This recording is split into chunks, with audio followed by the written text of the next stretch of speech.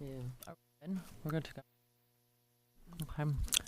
It being 6 o'clock, I am calling to order the select board meeting of April 14th, 2025. If you would all join me in the Pledge of Allegiance. To the flag of the United States of America, and to the republic for which it stands, one nation, under God, indivisible, with liberty and justice for all. I do need to inform everyone that this meeting is being telecast live by Chelmsford Telemedia and being recorded for later viewing by the public.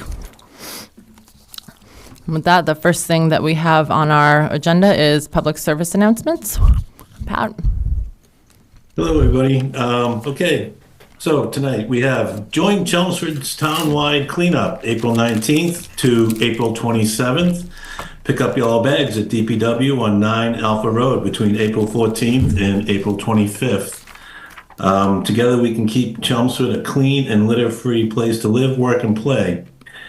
Questions, please contact Chris Haley, the Sustainability Manager, at chaley@chelmsfordmass.gov or 978-250-5203. Also, the Chelmsford Minuteman Company invites the public to join them on their 14th and final Patriots Day March from Chelmsford to Concord. Join the Chelmsford Minutemen, Scouts, and fellow citizens on their 250th anniversary, reliving the fateful day of April 19, 1775, that thrust the colonies into the start of the American Revolution. Chelmsford Minutemen will be in full outfit, complete with muskets and accoutrements, outfitted like our town sires were in 1775. Scouts will receive the rare Chelmsford Trail to Concord patch. When the date is Patriots Day holiday, Saturday, April 19th, starting at 4 a.m. at the Chelmsford Common at the Sundial. It will end at Minuteman National Park, the Old North Bridge in Concord at 9 a.m. All walkers are responsible for their own transportation back to Chelmsford. And we have a proclamation in celebration of Arbor Day, April 25th, 2025. Whereas in 1872, J. Sterling Morton proposed to the Nebraska Board of Agriculture that a special day be set aside for the planting of trees, and whereas this holiday called Arbor Day was first observed with the planting of more than 1 million trees in Nebraska, and whereas Arbor Day is now observed throughout the nation and the world, and whereas trees can reduce the erosion of our precious topsoil by wind and water, cut heating and cooling costs, moderate the temperature, clean the air, produce life-giving oxygen, and provide habitat for wildlife. And whereas trees are renewable resource giving us paper, wood for our homes, fuel for our fires, and beautify our community. And whereas trees in our town increase property values, enhance the economic vitality of business areas, and beautify our community. And whereas trees, wherever they are planted, are a source of joy and spiritual renewal. Now, therefore, we, the Chelmsford Select Board, do hereby proclaim April 25th, 2025 as Arbor Day in the town of Chelmsford and urge all its citizens to protect our trees and woodlands and to plant trees to gladden the heart and promote the well-being of this and future generations, and to take part in programs to celebrate Arbor Day, presented this 7th day of April 2025 by the Select Board and the Town Clerk. And Pat, I think we might have somebody here to collect the proclamation. Is that right? Okay, thank you. Hi,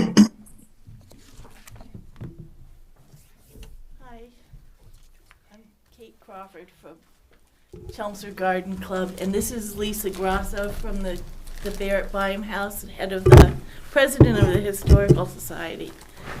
So this year, we'd like to invite you to our ceremony at 1 p.m. at the Barrett Byam House on the 25th of, which is Friday, which is Arbor Day of this month, and in coordination with the Chelmsford Historical Society, and for their anniversary, which is their 100th year of their existence in Chelmsford, they want to plant a elm tree with us. It's a Princeton elm tree, which is more disease resistant, and they're going to build a historical garden around it.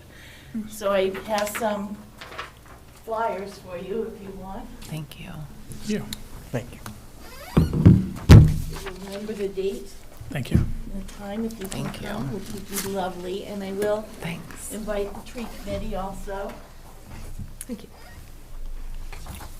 Thank you. You're welcome.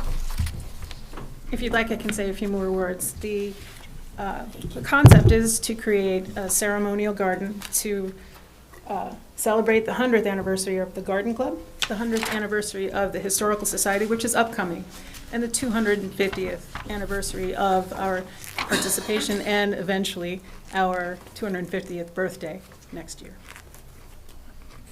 Thank you very much. Great. I hope Thank you you. all come. Thank you. Thank you.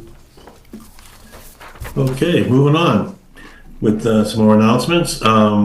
The Chelmsford Historical Commission presents Meet the Ancestors, Sunday, April 27th at 1:30 p.m. in Forefathers Cemetery.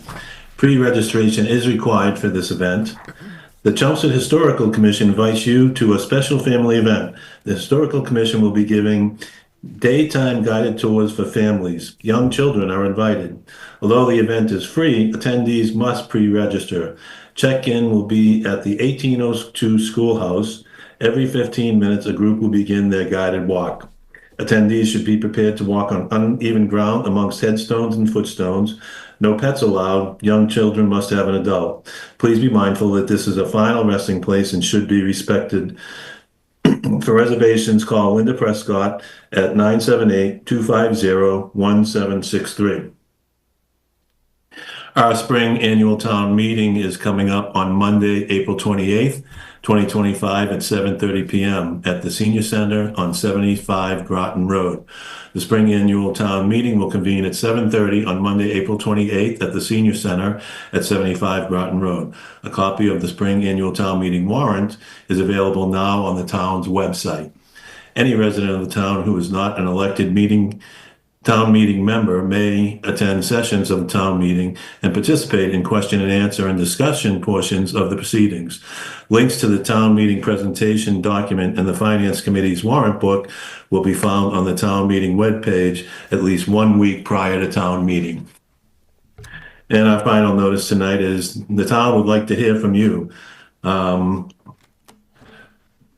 us select this year's Community Resilience Project. Votes are being collected here until April 30th. The town of Chelmsford listened to your priorities to improve community resilience and is ready to take action. Vote now for your favorite option for this year's state-funded pilot project. You can get all the information at the following website, https://tinyurl.com/Chelm project, all one word. And that's it for our announcements this evening. Thank you, Pat. And now we have general public input. Do we have anybody for Nobody public on the input? Zoom. Nope. Okay, thank you. And next up, we have committee vacancies. Okay, for committee vacancies as of April 14th, 2025, the Agricultural Commission has one unexpired 3-year term ending 6/30/2026. The Commission on Disabilities has one unexpired 3-year term ending June 30, 2025, one unexpired 3-year term ending June 30, 2026, and 2 3-year terms ending on June 30, 2027. Council on Aging Board has one unexpired 3-year term ending June 30, 2025. The Conservation Commission has one unexpired 3-year term ending June 30, 2025. The Historic District Commission alternate member has one 3-year term ending June 30, 2027. Holiday Decorating Committee has 2 unexpired 1-year terms ending 12/31/2025. And the Parade Committee, all applicants are welcome, 1-year terms ending July 31st, 2025. And finally, the Recycling Committee has one unexpired 3-year term ending June 30, 2026.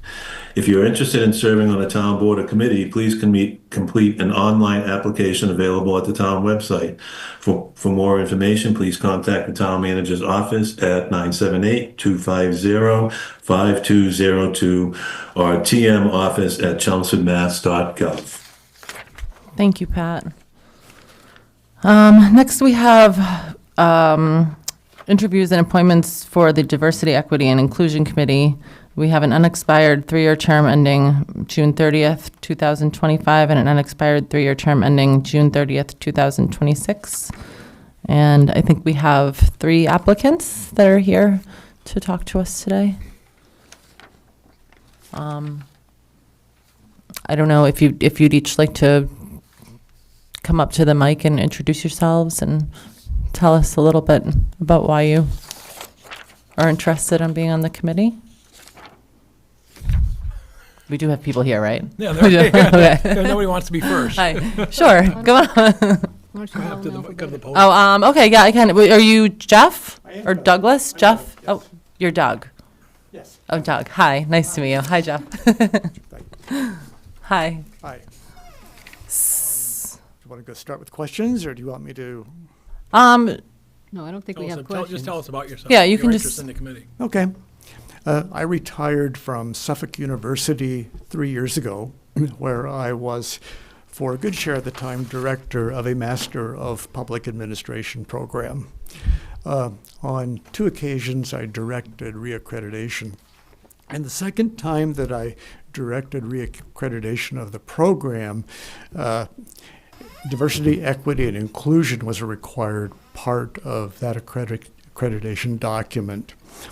And so I led that reaccreditation. A colleague of mine surveyed our students to look at the diversity, equity, and inclusion climate in the department. And then we put that together and put it into our reaccreditation packet. So I had that experience of having to demonstrate that we, in fact, did have an inclusive Master of Public Administration program that complied with accreditation standards. And that's when I became much more familiar with the DEI basic concept. okay. Okay. Is there anything else you'd like us to know? No. Okay.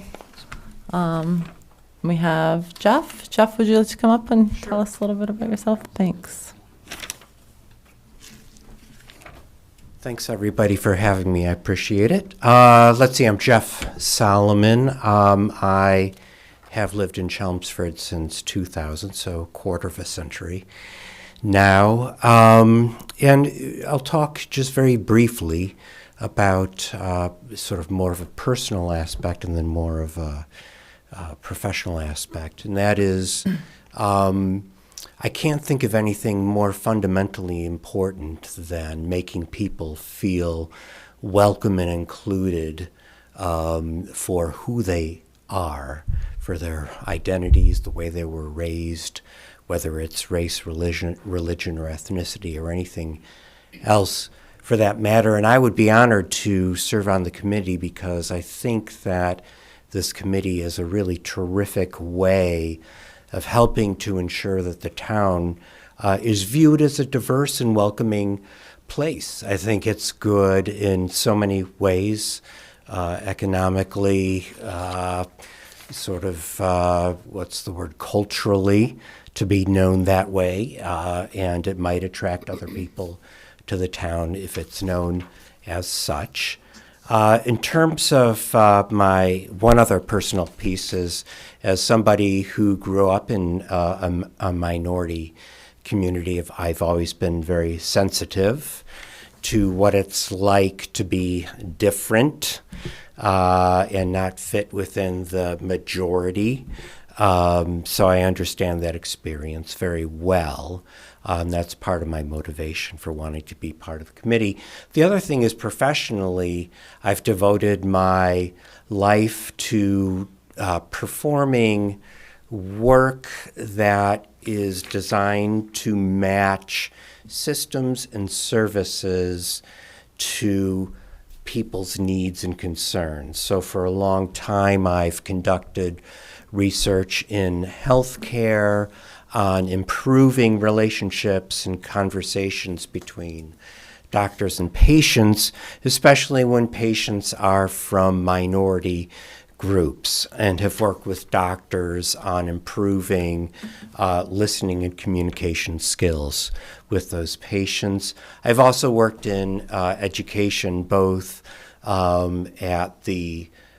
including at the elementary, the middle school, and higher education, to also make programs work better for students who have traditionally been excluded or felt left out.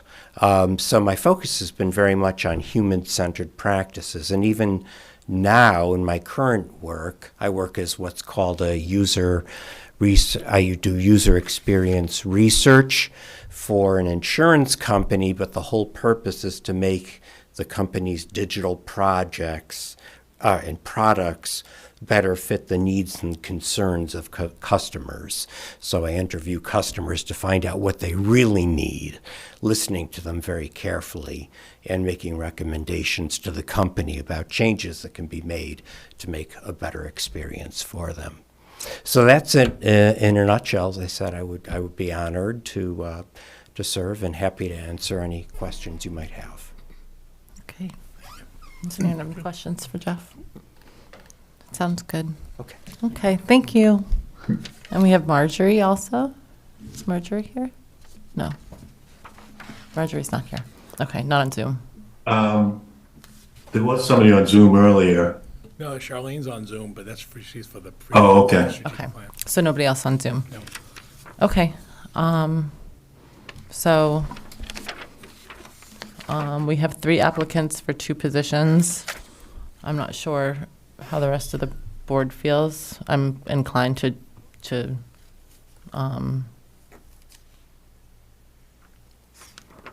What? take a motion, I guess. Take a motion unless you want to discuss it. No? I think that the gentleman took the time to come here and let us know what they were about. Yeah. That should count for something. So it's just a matter of which one gets which term. Yeah. So Paul, so the one that expires on June 30th? Does It'll this? be reappointed at your reappointments in June, so that's what will happen. But they won't have to come. Well, No, no, we'll just no. reappoint, and it Yeah. will be automatically reappointed. Okay. Yeah, I was wondering that. I'm like, that's okay. They'll get a Okay. letter requesting their interest next month, and then they say yes, then they'll be reappointed Okay. for you for reappointment. Well, of the 2, I mean, and then one of them expires next year. Yeah. So, I mean, I don't know if it really matters who gets which role. I suppose, and they came in around the same time. It looks like Jeff Solomon's application was in a little bit earlier.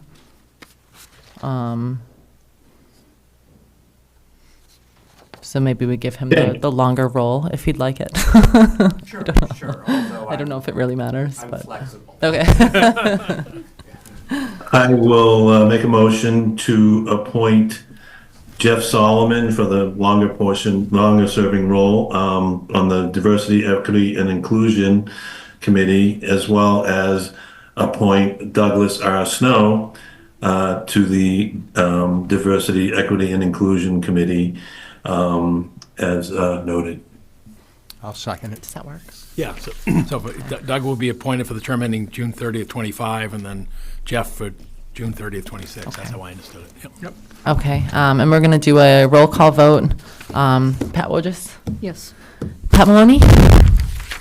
Aye. Jeff? Yes. Aaron? Yes. And I'm an aye. So, welcome to the Diversity and Inclusion Committee. Good luck. Thank you. Thanks for coming in. Yeah, thank you. Thank you.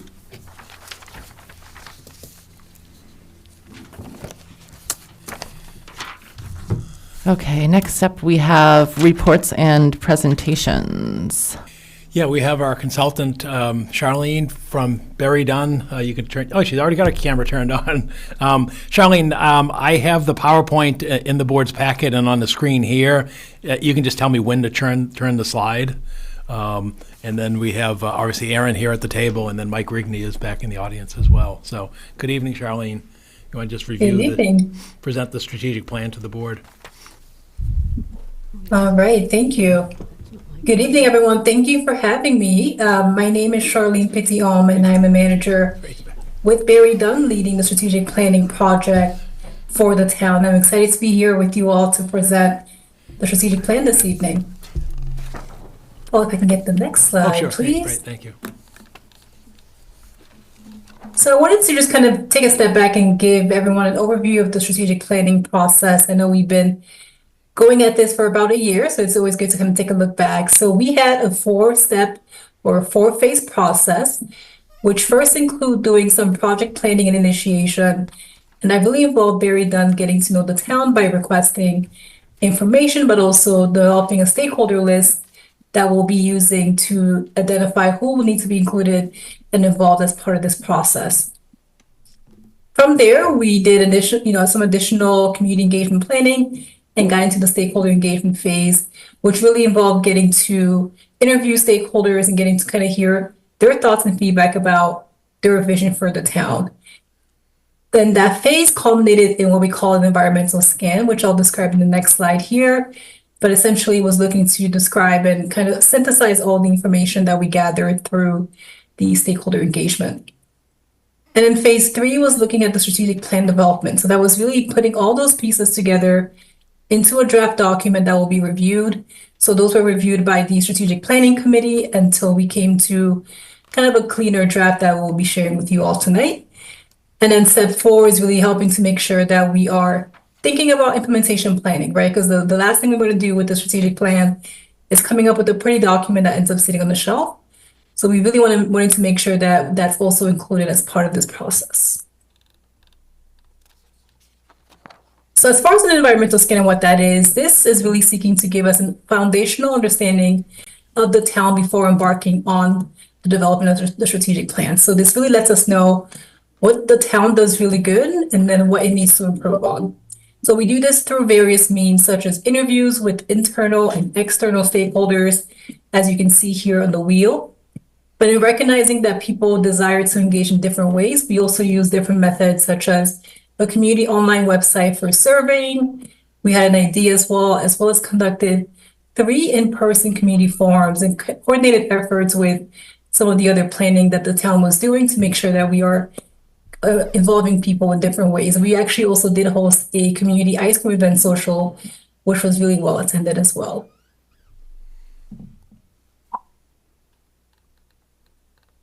So once we collected the feedback through the various means, we then got into the plan development phase, as I mentioned. And this involved working with different stakeholders. So we had the strategic planning committee, and their task was really to help us come together and identify what's the core vision, what's the North Star vision for the town, right? So really based on the feedback that we collected, where should the town be looking to go? Where should its priorities lie, as well as where those strategic goals should be? Once we did that and identified that high-level vision, then we met with town leadership staff to actually start putting the pieces together by identifying what are some of those action items that need to be complete to make sure that we're moving closer to achieving the vision, as well as performance measuring. As I mentioned, a plan is only as good as having key performance indicators that you can actually use to track your progress towards it.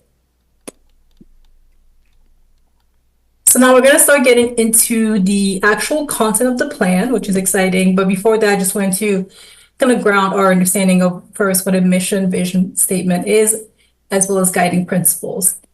So a mission statement is looking to describe the community's purpose, right? So it's looking to define, why does the town of Chelmsford exist? This is your public statement that helps folks to kind of get to understand, why do we exist, as well as what do we do? Then the vision statement is more of the aspirational item, right? So it's looking to define your future state and also providing a direction for where Chelmsford as a town is going as a community. So it's looking to answer the question, what will Chelmsford look and feel 5 years from now, right? So that more of an aspirational statement. And then the guiding principles are really some of the core items that will help folks to understand, how should the town behave and how should they make decisions and also kind of engage with the community. So these are really serving as expectations for how you all are conducting business. So in looking at your mission statement, so again, this is where you are currently and what you do. The committee, through review of community feedback, felt strongly that the town really excels in providing the core public services. So they came up with Chelmsford is a prosperous, sustainable, and welcoming community rooted in history and community values. We are committed to delivering excellence in education, public safety, and essential services while ensuring fiscal responsibility and a high quality of life.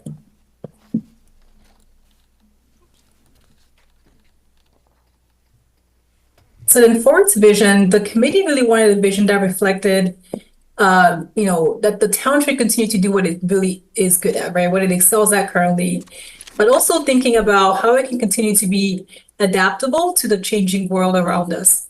So really highlighting the need to continue to be evolving. So they came up with the town of Chelmsford strives to be a livable, diverse, welcoming, and multi-generational community, honoring our history while adapting to a dynamic environment. Our residents enjoy excellence in education and access to open space and vibrant, sustainable quality of life.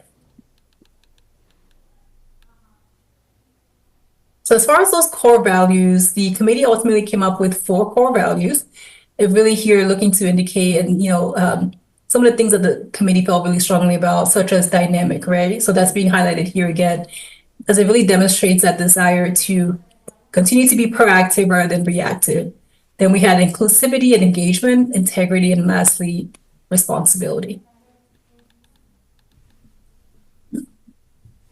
So in addition to the guiding principles, we asked the committee, what should the priorities be, right? Based on the feedback that we heard through the community. So one of the things that we heard, essentially, strategic priorities were essentially developed based on key themes that came out of the community engagement process.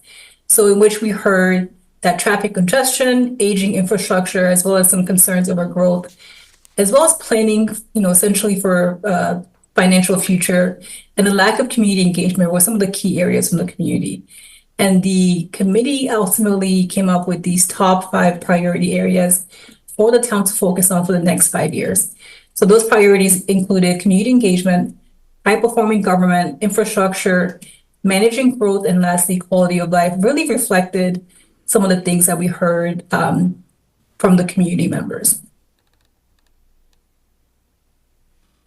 So for the sake of time, I won't spend too much time here. I'm happy to kind of take any specific questions. I wanted to just kind of highlight a few key items from each priority. So for the community engagement priority, Paul, if we can go to the next slide, please.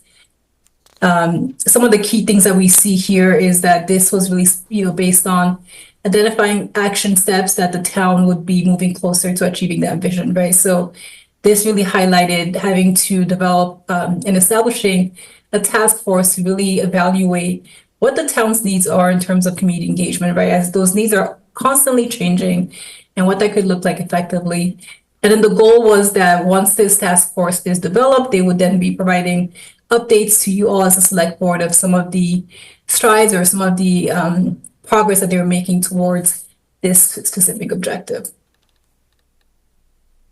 And as I mentioned, we also developed performance measures. So what you'll see throughout is that you have performance measures that are linked to each specific objective so that people are kind of clear on our definition of success, right? So once we are complete with a specific task, how do we measure that success? So again, on high-performing government, really the key focus here was looking to continue to excel in developing and delivering those outstanding public services, but doing it in a way that's continuously efficient, but also effective. And this also included looking at the schools as well under the high-performing government, just to help to minimize any potential silos.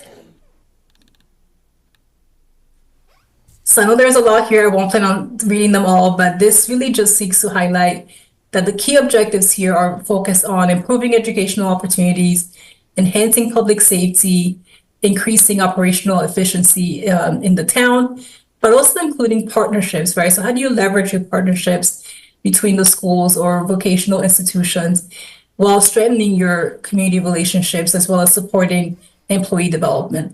Operational goals highlight as well as streamlining services and doing that through investing in technology, reviewing your fees and exploring revenue diversification.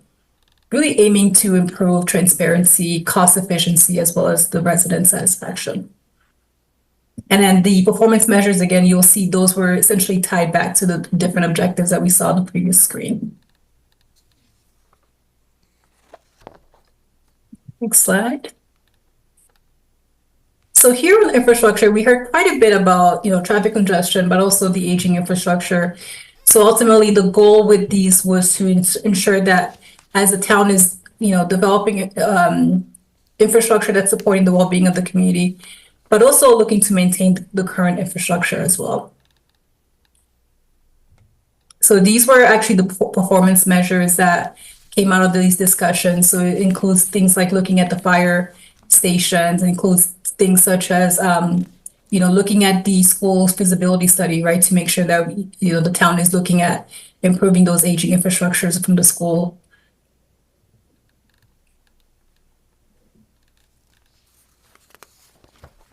So on managing growth, the key item here is really looking to harmonize intentional planning to make sure that while you're developing, but also preserving the community character, preserving the small town look of and feel that history that the town of Chelmsford has, including its history as well. So that was kind of the main theme that came out of that discussion. And then for its objectives, the key takeaway here is that there is a need for a managed growth strategy, right? So we heard some conflicting viewpoints related to not wanting density while having affordable housing, which sometimes can be in conflict with each other. So the first item, the first key thing to tackle is identifying and clarifying what does managed growth look like for the town. To also, in addition to that, reviewing to help ensure that those zoning maps and use regulations are up to date.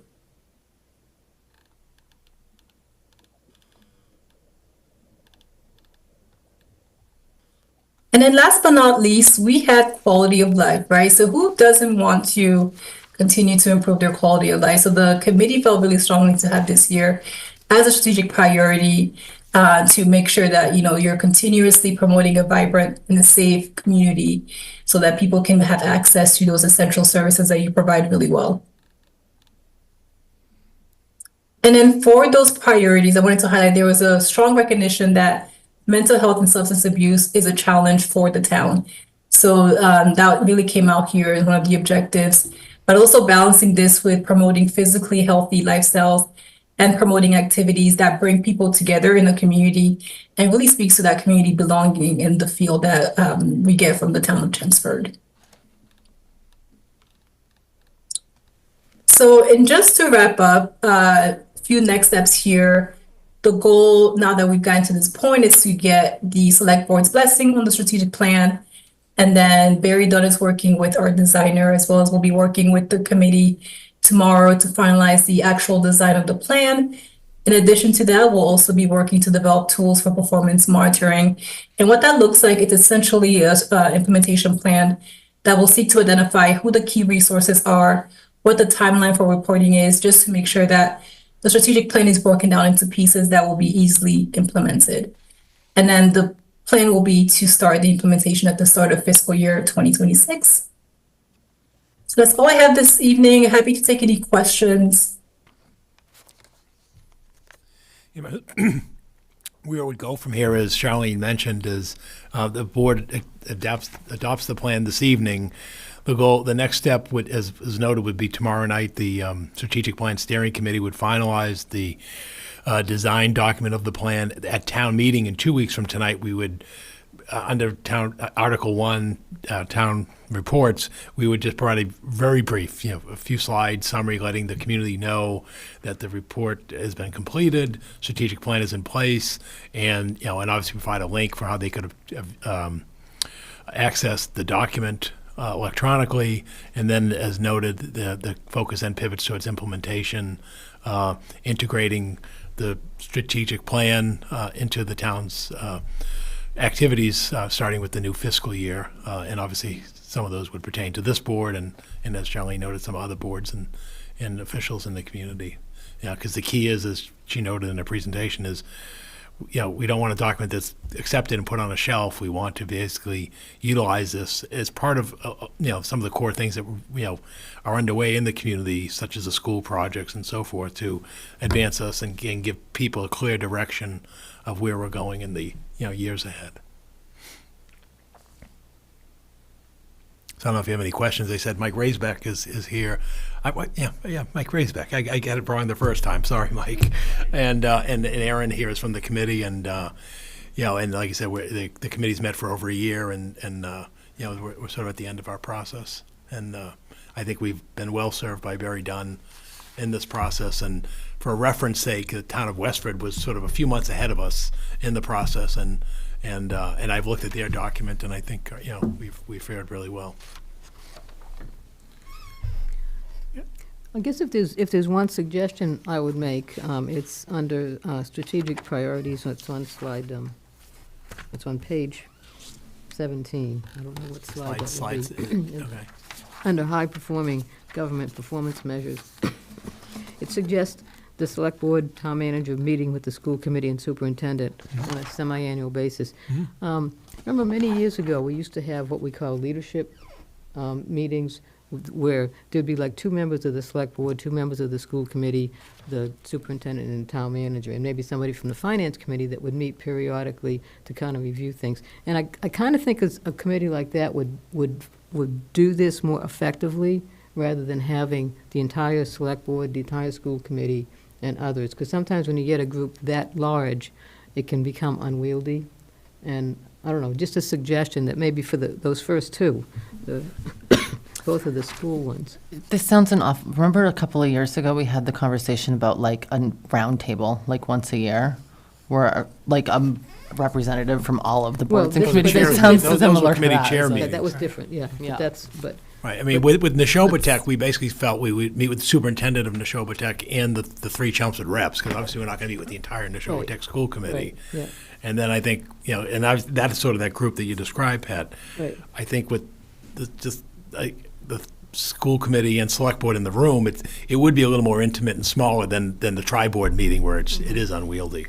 Right. So And- it's something and the board the- can consider as we The move intent forward. here is really to not just get together to have general discussion. It's really to align and make sure that we're aligning the various strategic plans, this being the overarching plan for the town. And it's, again, I'm speaking because it was definitely something that I was advocating for early on, to just see something a little bit more formal, where we've got a lot of strategic, I mean, the library, I guess, has a strategic plan, the senior centers, and I think having these alignments, especially with the amount of money that the 2 boards particularly spend in a year, to have a formal goal setting. And I think that's what's important about this entire strategic plan is, first of all, it's a living document. We've come up with something, it's a starting place.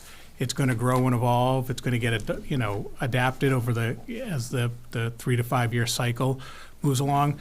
But what's really important is all these goals are filtering down to like real action item things that are going to go to the folks that do the day-to-day in town. So a lot of work went into these. This list could have been 300 pages long, but we needed to start somewhere and keep it manageable. So some of these are kind of block and tackle we should be doing anyways, but we need people to start to understand how this strategic plan is going to turn into real action for themselves, for the town, for the next 3 to 5 years. And again, I'd like to be able to come back and join the committee and redo it in 5 years from now, just putting that plug out there. So I understand what you're saying, Pat, but I think our intention is to be more strategic with that.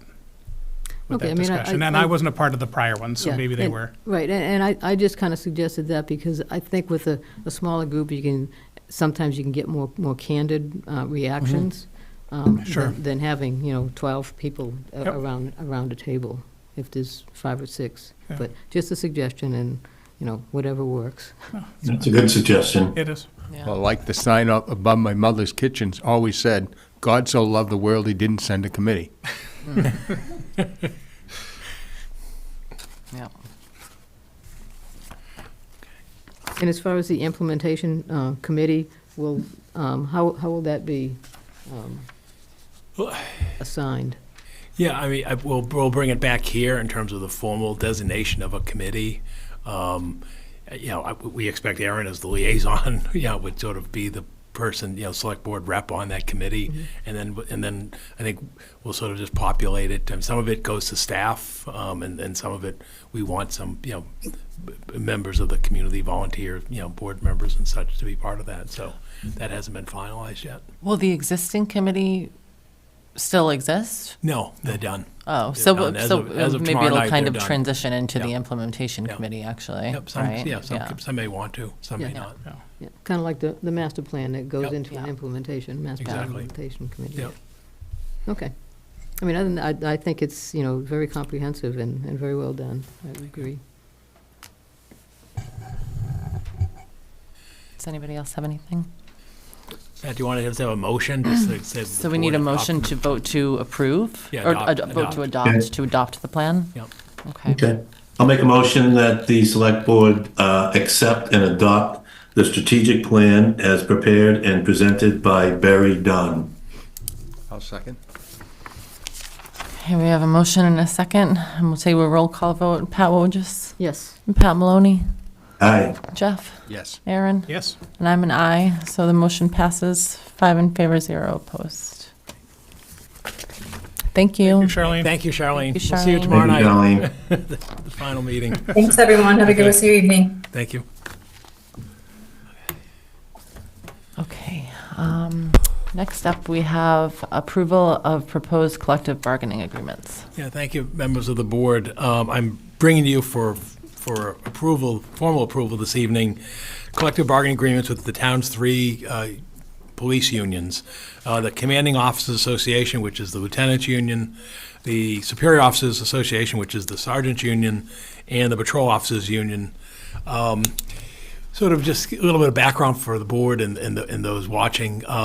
This process started just about 9 months or so ago, at the time that the lieutenants in the community voted to collectively form an association, i.e. union, and then initiate a collective bargaining agreement with the town governing the working conditions. And so that obviously was starting with this, a blank sheet of paper, but how we started this process is in other communities similar to Chelmsford, what you'd see, the ranks of sergeants, lieutenants, are generally tend to be in the same union, but that's not the case here in Chelmsford. But why I mention that, we use that as context, is we use these Chelmsford Sergeants or Superior Officers Union as sort of the template for how to form the collective bargaining agreement, which, as you know, extends on for 25 pages with the superior officers, the Commanding Officers Union. So with that as a template, we spent initial part of the process months ago going through the language. And a lot of it was, standard, but then you also recognized that you were taking employees who were part of the town's non-union personnel plan, and they were receiving certain benefits under there that differed when they were unionized as sergeants. So at the end of the day, we came up with an agreement which has been ratified by the union and is here for your approval this evening. And then the final step will be town meeting approval of the funding for the first year in 2 weeks. And what we tried to do as the town's negotiating team, working with Chief Spence, who manages the department, is to sort of have some kind of consistency within the three units, because again, it is a filter. In other words, you appoint new officers as patrol officers. Some rise to the rank of sergeant, and then some rise to the rank of lieutenant, and so there ought to be some synchronicity amongst those processes. So that was what we worked upon. And obviously, the lieutenants, forming the union, they had some original thoughts, and we discussed that and so forth. So once we achieved that framework with the lieutenants union, the commanding officers union, we then pivoted to negotiations with the sergeants union and then ultimately the patrol union. And I'm pleased, as I said earlier, that we have all three for you in advance of the expiration of the current collective bargaining agreements with the sergeants and the patrol officers, which expire in a couple of months on June 30th, which is notable because oftentimes, like we still are with a couple other groups, sometimes they lapse and you're doing retroactive agreements. So just in terms of, I'm not going to obviously go through all the pages of the commanding officers union document because it is original, which is why it's all presented in its entirety. But I think the key components are in there. Obviously, it governs all the lieutenants. Obviously, they had an existing pay level. And then in our discussions, we looked at our peer communities as established by who neighbors us that's similar to us, as well as under the state's process of the Joint Management Labor Committee, in past mediations and arbitrations, they identify who are the comparable communities, and they're very similar. So the town of Billerica are comparable, the town of Tewksbury is comparable, town of Drake's are comparable, Wilmington, and the thought is that they're similar in population, similar in government structure, similar in size of the department. And also similar in terms of the labor market, because obviously if an officer, wants to come work in Chelmsford, they have a choice now under the modified civil service. They can also be hired in neighboring towns. So we went through that process, and then we also looked at, well, what are communities settling for in terms of what are the agreements being reached in other communities, and similar to us, again, in real times.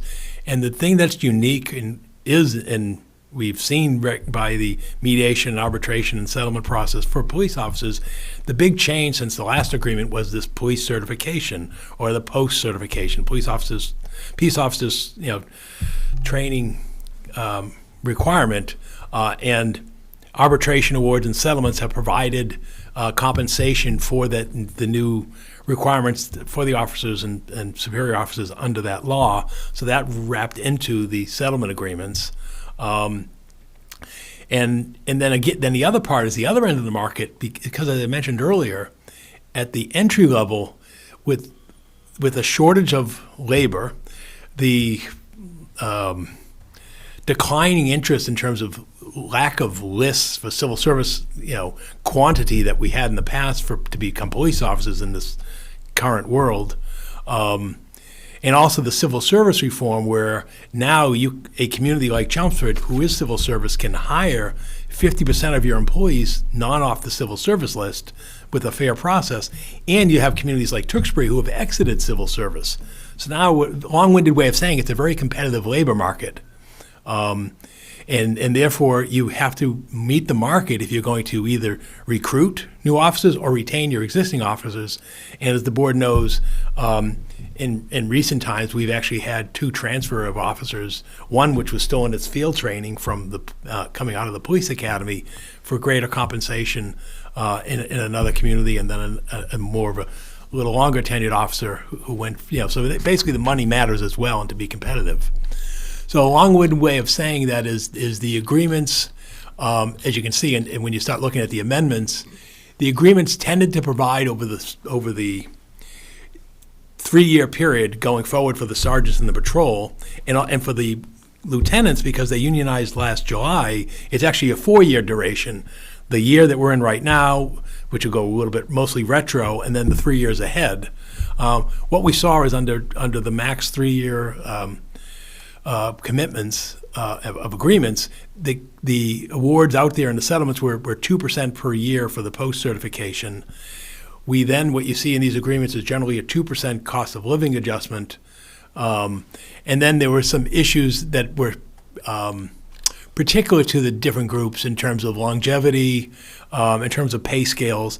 What we saw is all of our other comparable communities have longevity as a percentage in their pay schedules, and ours was a fixed dollar amount.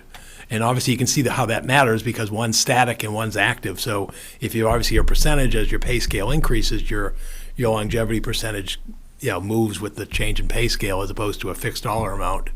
And then the other agreement was sort of, again, some uniformity amongst the contracts. So for example, in the patrol contract, we had some tweaks because when we had a educational incentive, originally under the state-funded Quinn bill that was done away with a dozen years ago, there was a bachelor's degree, associate's degree, a bachelor's degree, and a master's law degree.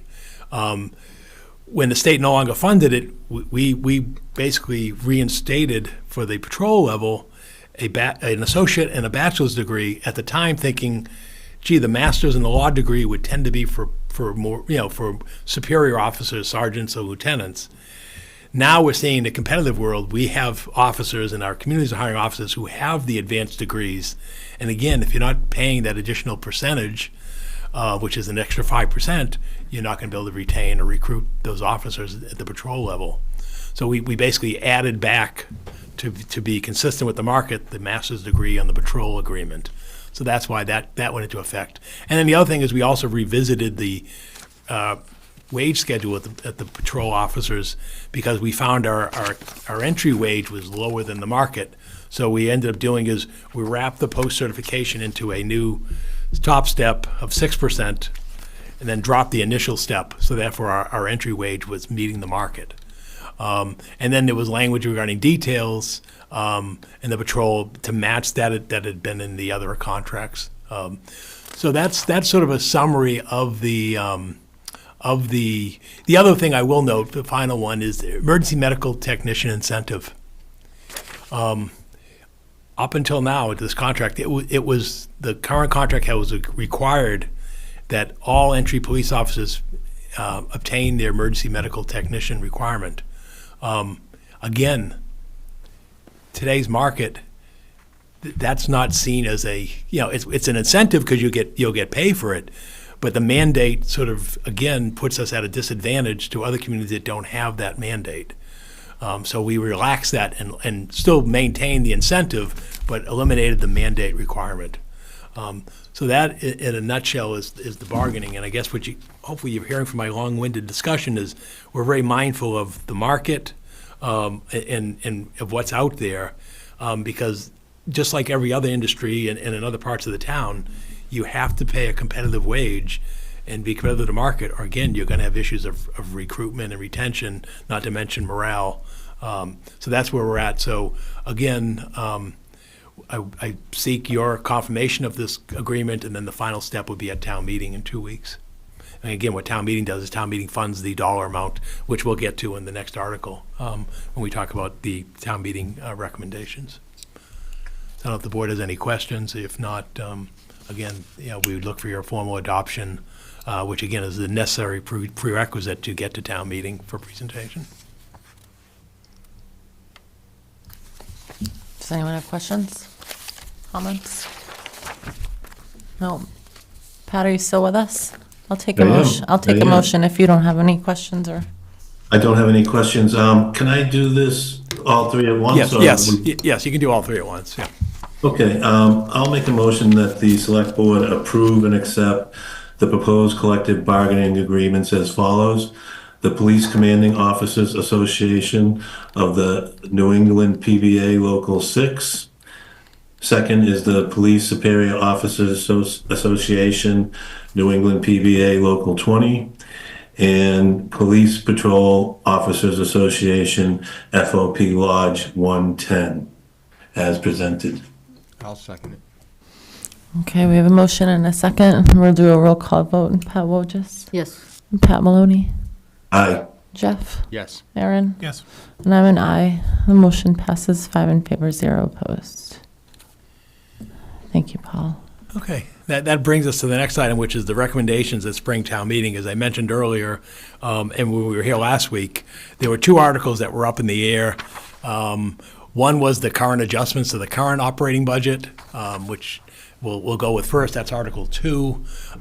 Basically, working with the town accountant and finance director, we reach out to the department heads, project what they need to finish the remainder of this fiscal year, and to make us whole so that, as we mentioned earlier, we will finish this year in the black.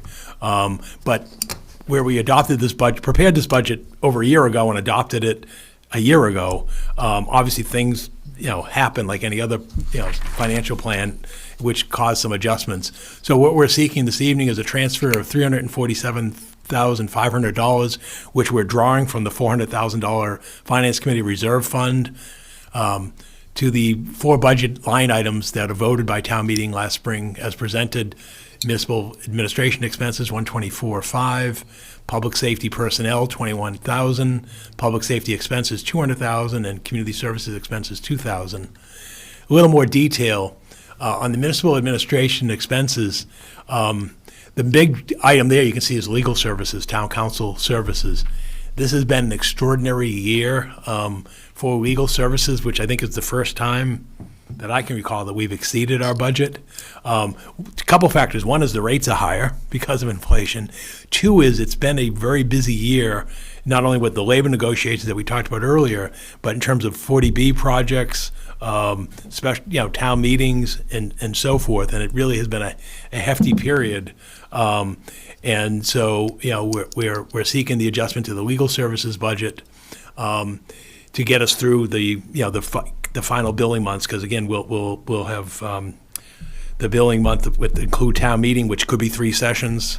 Again, town council's there every hour we're there, and then obviously a number of contracts and items.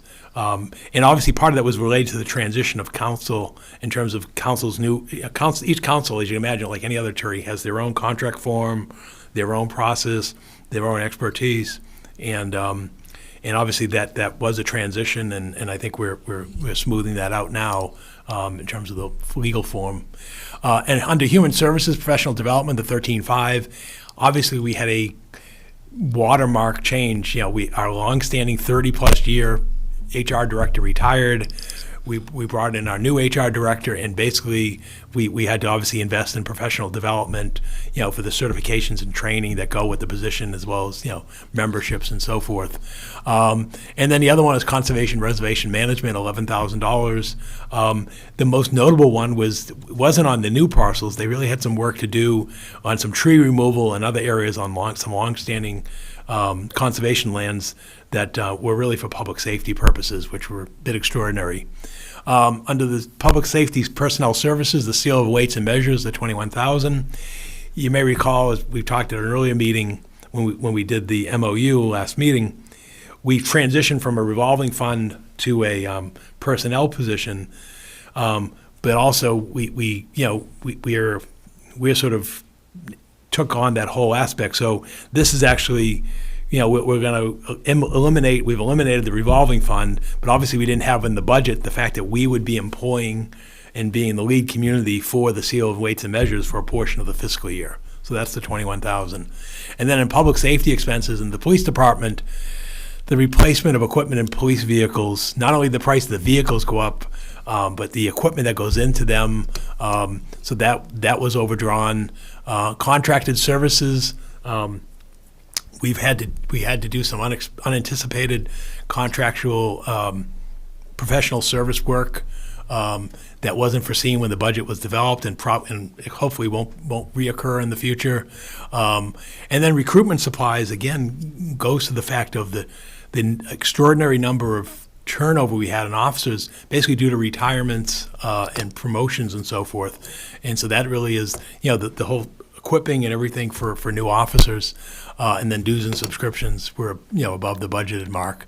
On the fire side, the utilities, which is obviously your heat and light of the facilities, but the biggest ones there were vehicle maintenance, again, mostly a contracted service for sophisticated repairs of fire apparatus. And then obviously equipment needs in terms of Scott air packs, hoses and nozzles, and radio repair. And then a slight overage in building maintenance. And then the last one was a minor one, was this community services for the senior center utilities. That was an electricity cost.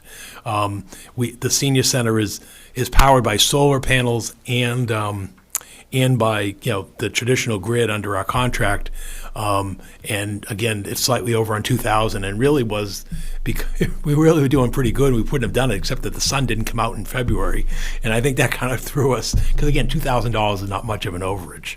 So that's the summary of the Article 2 in terms of the adjustments to the current year's operating budget. And as I mentioned at the outset, similar to prior years, we draw upon the reserve fund. So we're running a $162 million budget. We set aside $400,000 for these unforeseen occurrences that arise during the course of a year. And, this is typical what happens at Springtown meeting, sort of, addressing the deficiencies.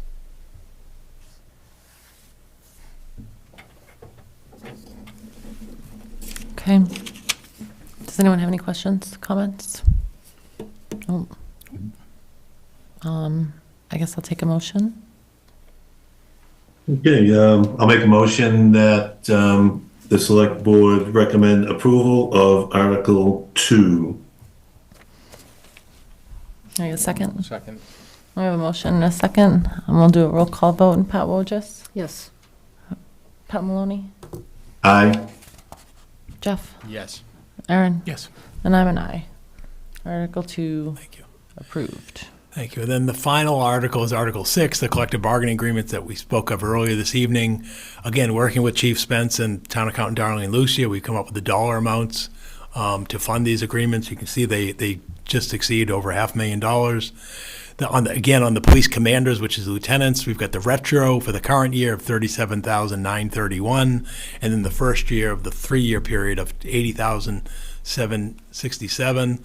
And then you can see for the traditional 3-year period going forward for the superiors or sergeants, it's $45,786. And then obviously the Patrol Officers Association, which is much larger, the number is much larger, which is $337,780. And again, these are just the summaries as I described earlier, so I'm not going to repeat what I said in a few moments ago. And where will these funds come from? They'll be raised and appropriated because they're FY. They'll be raised and appropriated for the upcoming fiscal year. So they'll come from the tax levy like everything else. Okay. That's always like Yeah, that, exactly. right? Even Yep, if it's exactly. if it's in arrears. Yeah, if it was in arrears for a prior fiscal year, we would draw from the stabilization fund. Yeah. But again, right now we're not doing that, and so they were just moving forward and appropriated for the upcoming year. Okay. Anyone have questions, comments? Oh, I'll take a motion. Okay, I'll make a motion that the select board recommend approval of Article 6, the collective bargaining agreements as presented. I'll second it. Thank you. Motion and a second. Pat Wojcik, Yes. Pat Maloney, Aye. Jeff, Aye. Aaron. yes, I'm also an aye. Article 6 passes. Thank you. Yes. Okay.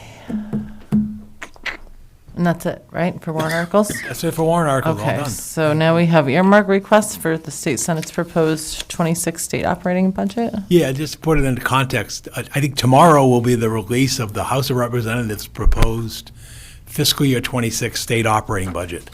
Just over a month ago, the second memo, you can see that's dated March 6, 2025, the board approved my submittal of earmark requests to the 3 state reps for inclusion in the state budget on the House side. One being the $25,000 for senior center food and nutrition programs, $80,000 for Freeman Lake management, and then $50,000 for canopy tree restoration and invasive species management.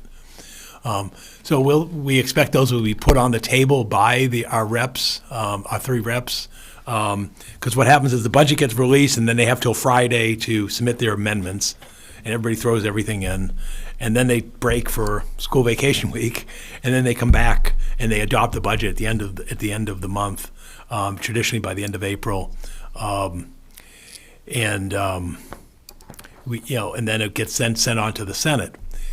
What we don't know is, because of the tenuous financial uncertainty with the federal funding and so forth, is what level of extent of earmarks will be provided in the budget at this time. So we submit it, we'll see where it goes. Now come to the Senate side, which is the purpose of tonight's agenda. The Senate will then take up the budget beginning of May, in a similar process. They'll adopt the budget by the end of May, and then there'll be a conference committee formed. And ideally, although it never meets the deadline, ideally they get the budget done timely in June, and the governor signs it, and then you start the fiscal year with the new budget. What we see, what really happens is they don't get it done till late July. Under most circumstances, they do an interim budget, and then you see what comes out of the wash with the conference committee. What happens here, and why the request is tonight, is a community doesn't want to submit the same items on both sides because, you're sort of doubling down your efforts unnecessarily because, again, the reps are going to submit it on their side. And if it makes it on the House side, you don't need the approval on the Senate side to get the same thing. Generally, what comes out of the wash. So that's why what we have here are two different earmark suggestions, of which I suggest the board submit one to Senator Barrett on behalf of the town. Now, obviously, the Senates have larger districts.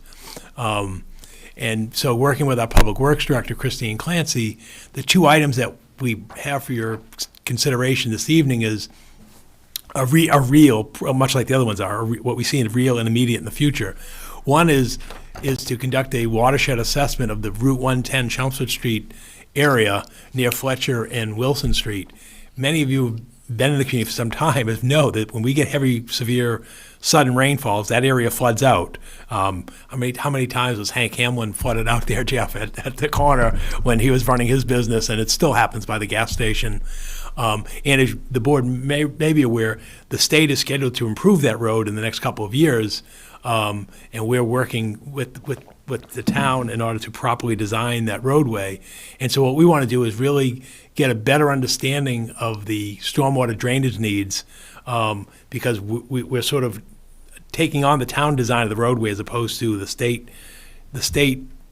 directed ones, which would have these unpopular wide bicycle lanes and so forth. So anyway, long story short is we want to do a drainage study in this Fletcher Wilson Street area to make sure that everything is designed properly, because as great as you can resurface the road, if you don't have the drainage right, you're going to undermine the road in terms of flooding and so forth. And then the other one for consideration is very similar to what's happened at Freeman Lake and has been discussed and announced here about information sessions and so forth, would be to conduct a comprehensive aquatic assessment for Hart Pond, which again would mirror what was just completed at Freeman Lake, again to address the issues of nuisance species, invasive species, improving the water quality, and obviously for fish and wildlife and usage of the lake. So those are the two that we have for your consideration. Again, you could submit both of them, but I think that would be seen as excessive in the current climate, and so I defer to the board which one you'd. I think at some point they're going to get done one way or another. It's more of a question of prioritization of the two. And I guess my thought would be the priority that they're listed would be my priority, and I think Public Works priority is the 110 watershed assessment is probably the more pressing and compelling in terms of timely of the two. But again, we'll defer to the board in terms of what you'd like me to submit on behalf of the town. Can I ask, what's the risk in just submitting both of them? Do you think that they'll just pick one and not the other, so then we just don't have any control over which one gets right? Because think about it, approved? he represents like 8 towns, and if we then submit requests of $200,000, he's got to. I'm not saying he wouldn't fund that, but I'm just saying is what we've seen in the past. He might just pick one. He just pick one, and then because again, if he's doing earmarks for Chelmsford, he's got to do an earmark for Waltham, he's got to do an earmark for Concord, he's got to do an earmark for the other communities, and he's just not going to have the means to do that. And you can imagine how you'd be upset if he gave a huge, consistently large earmarks to some communities and not others. Yeah. So if we don't, if these were kind of equally important to us, there might be no risk in just submitting them both and just seeing where it goes. Yeah, But if we want to do, prioritize one over the other. And I can tell you, in years of budget austerity, there have been no earmarks. I mean, it was about I think 2012 or so when they cut the Quinn bill funding, all the other stuff. There were no earmarks. I mean, they basically said, this is and we don't know. And this is what's, as you hear, they don't want to raise taxes, but they're struggling with the cost of governance. So I think the earmarks will be lighter than it would be on a typical year because this big uncertainty of what's going to happen with the federal funding, as well as the state's own cost issues with health care, Medicare, and so forth, in terms of the assistance that they're providing. So you can submit both, but if you do submit both, what will likely happen is I'll get a phone call from the state rep's office saying, which one of these two is a priority, would you prefer that we submit as a priority? Will they do that? Will they call you and they'll ask? call me. Yeah. So I mean, you can do that. You can ask me to submit them both, but I kind of need I will need to answer that question if it's asked, like, well, which one is more important to the community if they can't get both? I think I would rather we submit just the most expensive one and hope they fund that. Okay. Otherwise, if we let them choose, they're probably going to choose the lesser one. That's true. Will they do that They could without do that, too. asking you? Yeah, they could do that too, yeah. Oh, see, when you said they were going to call and ask you, I was like, well, that might be, It depends on how they want to handle it. Because if you don't ask for it, you're not going to get it, right? So I'm kind of inclined to say submit both, but Yeah. I see what you mean. That's a Yeah, little. it depends how they handle it. Some years they handle things different ways, yeah. So Paul, you feel we'll ultimately get them both done? We're going to have to. Yeah, I think ultimately we'll have to at some point. It's, and again, we'll continue to look at other grant and other sources of funding for these projects. I think, again, the easy one that you're more likely to get a grant for would be the water quality, the Hart Pond one.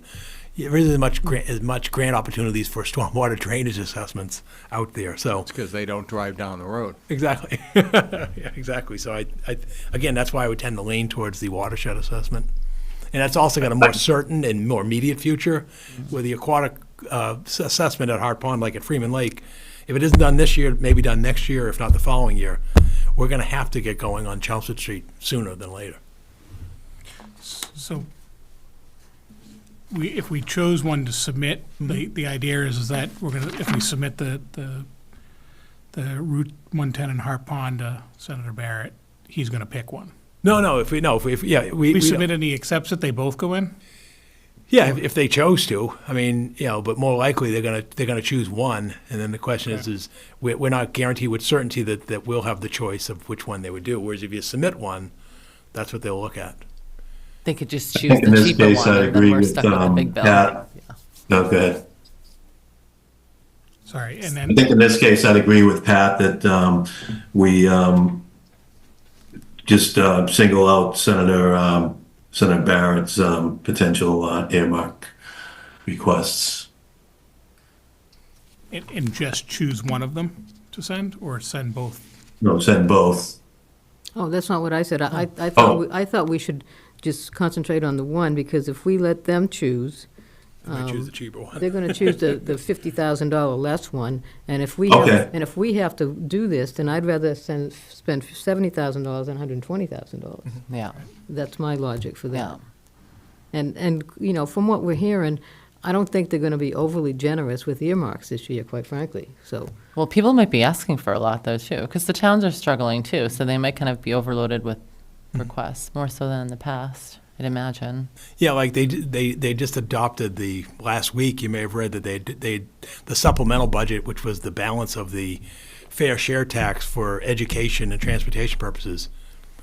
We didn't get any outreach from the reps in the Senate, the reps so far in terms of the House version of that, which again leads to my thinking is that they're not really reaching out for local earmarks as you would have more seen in a more traditional time. They're not pulling They're not for pulling. requests. Exactly, They're just yeah. waiting for, Exactly, yeah. yeah. I mean, I think I'm inclined, that the 110 is, I put that into a safety and a longevity, right? We don't want that stuff to be underwater and get undermined, but it's a safety issue too. I'm thinking some of these other ones, is they're important? The second page has already been submitted. Yeah. Yeah, the second page has already been It's just submitted the on the first House two. side. Oh, I thought, so that's That's where I what I'm was saying. That's what I'm confused. I saying thought is- you were trying to tell us we had to pick from one or the No, other. no, and I no, was no, I'm saying confused. is, Just these two. no, I'm saying is, on the House side, the numbers were less, there were smaller numbers, and we had Right. 3 reps. Right, right, And right. basically, each rep gets their, earmark allocation. I was totally and then we confused. only I have thought we one had to Senate. choose. Yeah, no, no. Which No. group of 2 or 3 were Yeah, when we did the House ones, we submitted all 3. Okay. What I'm saying is, on the Senate side, I'm giving you 2, but I'm just recommending that you only submit 1, and probably the more expensive one. I think the urgency is more on the 110. Yeah, Yeah. because that's a troublesome area. Yeah, I mean, because you got so many businesses down there that'll get affected, that did get affected. Yeah. So I'd lean that way. Yeah. Okay. Okay, if nobody has anything else, I'll take a motion. Okay, I'll make a motion that the select board approve the earmark request for the state senate's proposed FY26 operating budget as follows. The Route 110 Chelmsford Street watershed assessment at a cost of $120,000 as presented. I'll second it. Okay, Pat Wojcik, Yes. Pat Maloney, Aye. Jeff, Yes. Aaron? Yes. And I'm also an aye, even though I don't know if we needed a, if we That's okay, didn't I need a can say that vote. the board You have full formally approval, requests- there yeah, you go. exactly. You even got a vote that you might That's not even fine. need. Yep.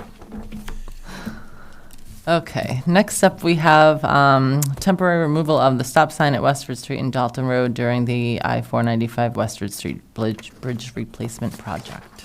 Yeah, I just want to explain, as the board and the community may know, that the state is going to replace the bridges at Westford Street and on Gorham Street starting this summer. In fact, you'll start seeing some stuff as soon as There are any signs up? signs up there, again, with April vacation coming on. And obviously, why this is here is at the Westford Street Bridge, when you close the bridge, you're changing the route of traffic because and therefore, I kind of highlighted this area with the circle. But more importantly, as you look at the intersection here at Dalton, let's see if I can blow this up. Dalton and Westford Street, you're no longer going to need the stop sign temporarily because this is going to be cordoned off because nobody's going down to the bridge to go across the highway. And so what MassDOT recommended, and the project engineers and our DPW supports, is temporarily remove the stop sign, because otherwise what happens is if you don't want to create bad behavior by drivers. And as soon as the drivers realize, because this is going to go on for a year and a half, that there's no need to stop there, they're not going to stop there. So that's why they would remove the, put signage up appropriately, but temporarily remove the stop sign. So that way, as you're traveling down Dalton and at Westford, where you would normally stop today, there's no need for you to stop because there's no traffic coming in from Westford Street Do you because the think bridge that's is going to closed. confuse people that are used to stopping there, though, actually? 'Cause there will be other signs, or? No, there'll be signage that let them know of the traffic change, just like, and they'll do the striping and everything else and so forth. This is recommended by MassDOT, by the project engineers, and by our DPW and police department. That basically, so now you just, because that's the aggravating part, is people are going to stop, and there's only one way to look when you stop is to your left, and if the bridge is closed, people are going to be pretty aggravated, why am I stopping when there's no traffic coming in? So that's the reason to do the temporary closure. And that's going to be the detour route, so Exactly. we're not going to need delays. Exactly. Yeah, it'll keep traffic flowing. Exactly, Yeah, you do. but you are the traffic commissioners of the town in terms of have the authority to place and temporarily remove stop signs and do not enters and all that other stuff. So that's why it's here for your formal vote this evening. So does I mean, I can't imagine the cost to remove it is very Oh, no. expensive, but No, you unscrew but the screws. the cost to Take the bowl out. Paul's going to go remove it If I himself. may, we can find a high school kid to do it. We can, when this goes back, right, when Oh, yeah, there'll be signage when it goes back with all the flags and all and the it's other going to stuff. have all Stop the ahead. extra just to remind Oh, yeah, yeah. people that Oh, we're yeah, no, back they- in business. Their idea is safety, believe it or not. Okay. Pat wanted to jump into the Sorry, discussion. Pat. Yeah. This makes sense because, all of the traffic that comes up Westford Street is now going to go up Dalton Road, most likely to Westford Street. And so there'll be, much more traffic going up Dalton Road at this point. What concerns me is the traffic coming down Westford Street, turning onto Dalton Road. The way many people tend to cut corners these days and so on.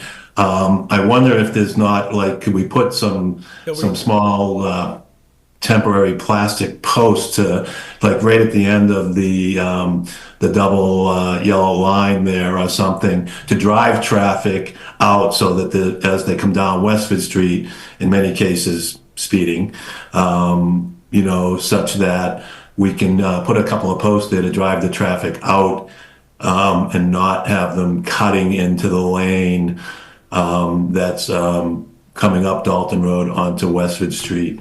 So my concern is kind of the other way, just because you can witness the speeds that as they come down Westford Street, and especially if they're not used to it. I know the town will get used to it as we get a month or two down the road, but initially I think it would be important to have not necessarily a barrier, but some kind of visual to make sure that the traffic does not cut into the oncoming lane up Dalton Road, if you will. I'll pass that on. My guess is they're probably going to restripe and go right straight through the intersection with this double yellow line.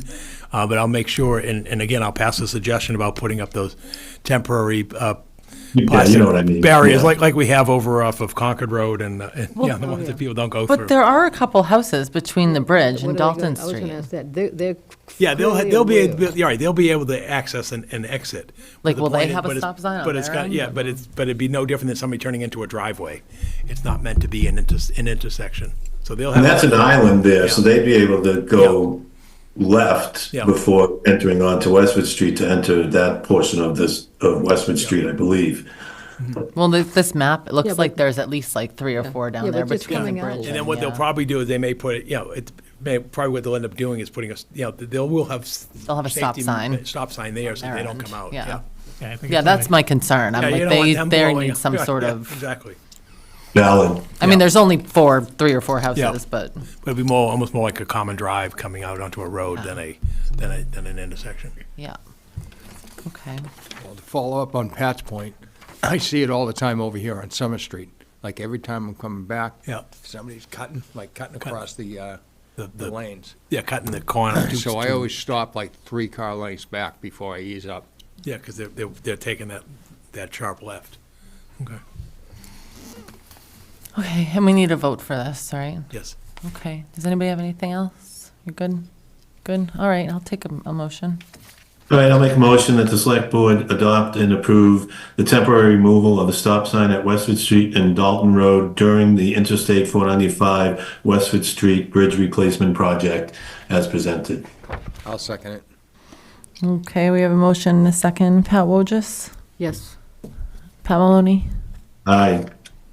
Jeff? Aye. Aaron? Yes. And I'm an aye. It passes. Thank you. Okay, next we have liaison assignments. So we have an updated liaison thing. Thank you, Paul and James. And this incorporated almost all of the changes, I think all the changes that we talked about last week. The only thing that we didn't really completely finalize was the legislative delegates. But actually, yeah, this is what I talked about. This is what I mentioned briefly. So I think if everybody's okay with everything on here, I haven't heard from any of you after last week saying that you had any other suggestions or anything. So if this looks good to everybody, I think we're good. Right? Are we good? Okay. And we don't need to vote on this or anything. This is just, okay. Great. Thank you. Okay.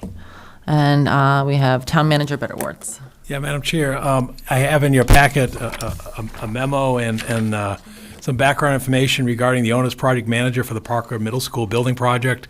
I guess I'll pause here. Pat, do you want to just discuss the building committee and where they're at and how they chose left field and so forth, since you're the chair of that committee?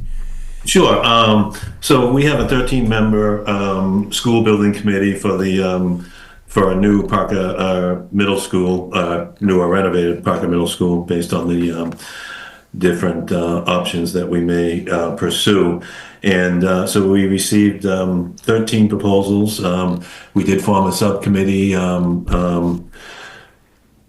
7 people, of Dr. Lang, Paul Cohen, myself, Christine Clancy, Brian Curley, Joanna Johnson-Collins, and Brandon Kelly, who's our resident, our citizen member.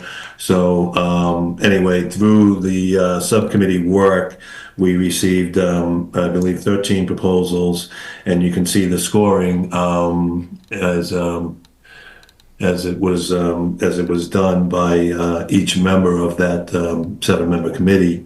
So at the end, left field kind of rose to the top. There was 4 interviews completed with left field, CHA, and Answer, and left field rose to the top. We had a committee meeting, a full committee meeting of all 13 members this past Wednesday evening, and got a unanimous vote to move ahead with Left Field LLC out of Boston as our owner's project manager for the feasibility study for the new Parker Middle School. So where this goes from here is the board accepts this proposal, then we'll submit it to the MSBA, and then once the MSBA approves it, then we're good to go with left field. So sort of your proposal allows us to submit it, to the Massachusetts School Building Authority, so that way, we're adhering to their guidelines going forward. So they actually formally approve the contract, again, as part of their template and form, and then that will happen on May 12th.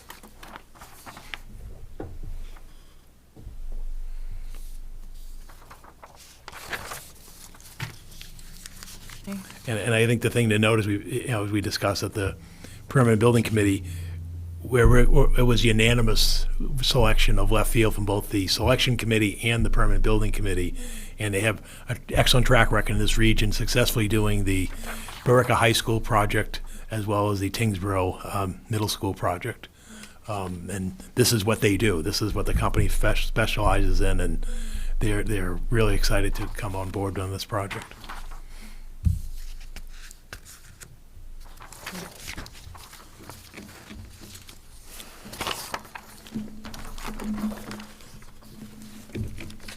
Do we need a minute to look over this stuff, or does anybody Just need a have any- motion. anything? So Okay. just real quick, the funding for this, Pat, is everything we spend kind of here on out is the split between us and the state?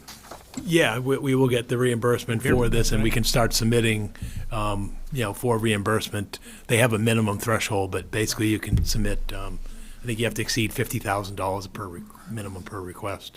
So to answer, we have a $1.8 million appropriation for the feasibility study. We would be reimbursed approximately 54% by the Massachusetts School Building Authority towards that $1.8 million.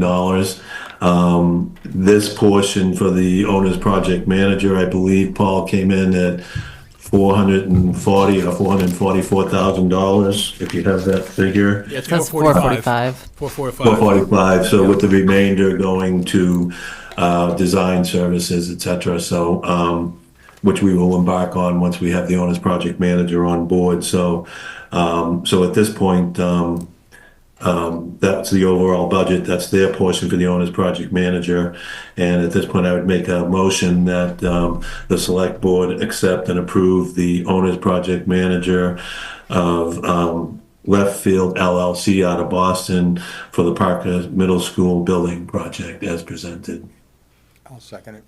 Okay, we have a motion and a second. Pat Wojcik? Yes. Pat Maloney? Aye. Jeff?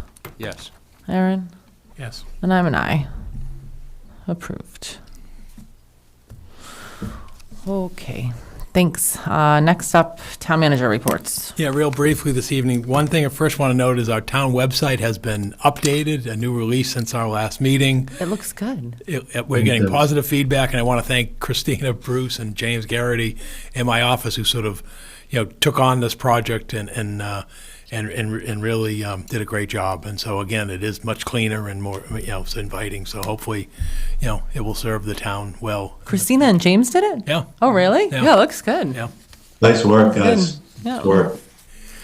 And then the next thing I have is a firefighter safety grant award since our last meeting.